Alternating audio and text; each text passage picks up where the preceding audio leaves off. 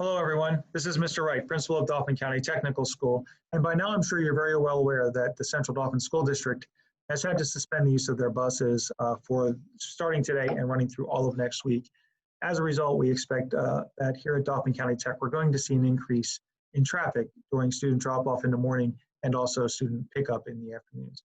I'm going to share my screen with you just so we can review with you the steps that we're taking here at DCTS to make sure that you can get onto and off of campus as efficiently as possible, as safely as possible, because I don't want this problem to result in you being held up and our students being unsafe. So here's a take a look at our campus screen. Right now, what you're seeing is an overhead shot of our school. And in this area right here, this is where students are picked up in the afternoon.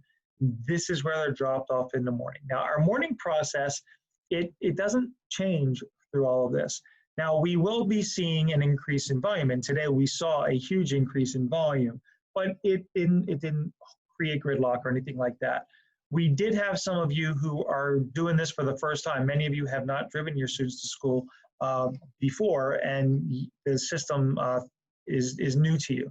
So please pay attention to this part of the video, especially because it's kind of delicate, because if even one or two vehicles don't follow the program and do their own thing, it can create very quickly, it can turn bad and we can have gridlock.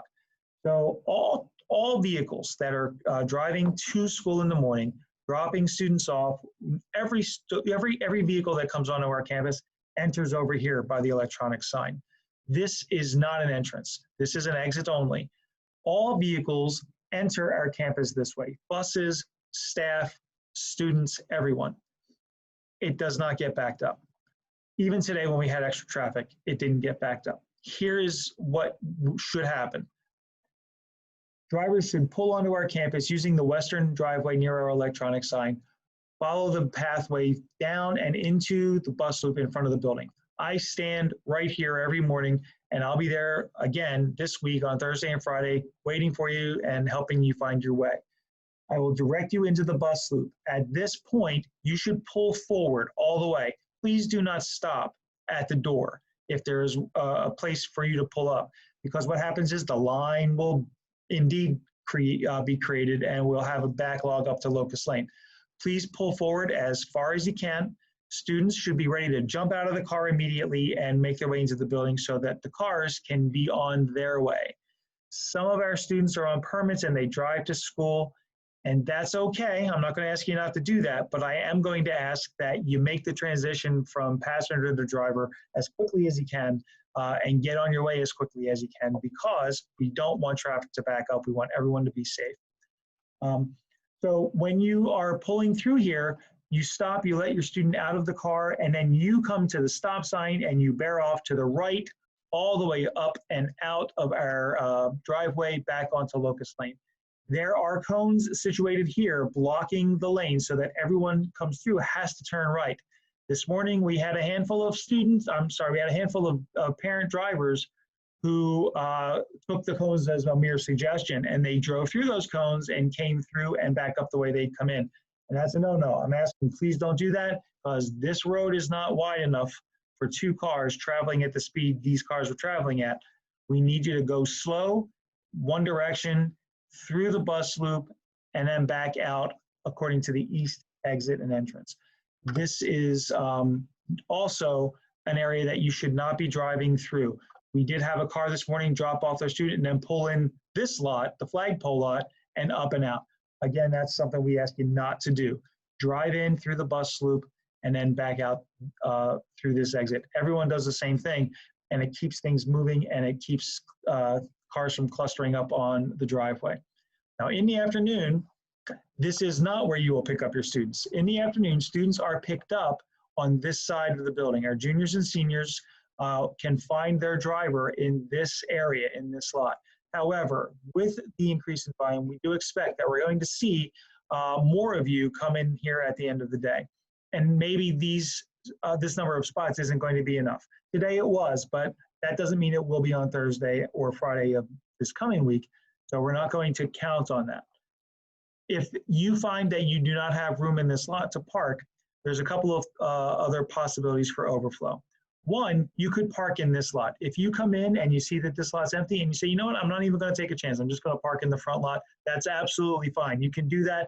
And Ms. Hallbaker, our paraprofessional who stands out here helping folks find their way, she'll be more than happy to direct you to a spot here. Or you can drive through and you can pull into this parking lot via this driveway, find your spot here. If they're all full, then by all means, please come into the staff parking. Even if all of us are here, there's still a good dozen and a half spots in this lot that you can use. Pull in here, find a spot, and wait for your student. You may not line up next to the building. This is for the buses, and this is where the buses will be. This driveway will actually be blocked by a bus, which is why earlier I told you had to come in through here. So this is for buses only. This is for cars to park, including you. If there's a spot open, it's yours. We ask that you do not just stop in the travel way. Do not just park here blocking traffic. Pull into a space. If you do not have a space, loop around, one will open up. And the reason I know that is because we dismiss in 2 different waves. Students on the first floor, they are dismissed at 2:45. They come out of the building, many of them get into the cars and off they go. The students on the second floor are dismissed at 2:50. And by the time they get their belongings and they gather themselves and they make their way to the parking lot, many of the students who were dismissed earlier have already gone. It worked out really, really well this afternoon. But like I said, we're not going to count on that being the case on Thursday and Friday this coming week. So we're all going to be out there again, making sure that if you need help, we're there to help you. If you need help backing out of a space or finding a space, just look for us. We're going to be out there and we're going to be very visible and we're going to be as helpful as we can. So that is how things are shaking up here down at Dauphin County Tech as a result of the Central Dauphin bus situation. Hopefully this situation only lasts a week, but if it's going to last a little bit longer, we're up for it and we will make sure that we're out here making sure that on our end, things are as convenient as they can be. Thank you so much for watching the video. I hope you found it helpful. It's been a long week. I hope you found it helpful and clear. And if you have any questions, don't hesitate to reach out. Take care. Have a great weekend.